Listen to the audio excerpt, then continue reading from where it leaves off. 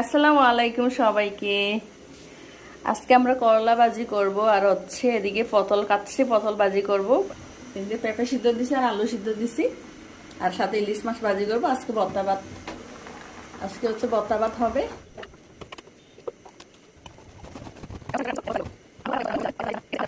আমরা শুকনা মরিচ আগে বাইজে নিতেছি। শুকনা মরিচ ভাজি হলে সবকিছু আমরা আস্তে আস্তে ভাজি করবো।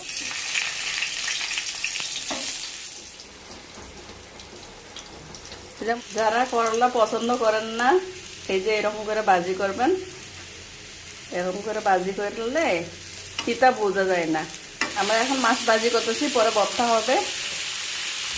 এখানে পেঁপে ভর্তা, আর এই যে আলু ভর্তা, এই যে এদিকে মাছ আর করলা ভাজি, আর হচ্ছে মরিচ ভাজি, আর হচ্ছে পটল ভাজি। সবাই ভালো থাকবেন, আল্লাহ হাফেজ।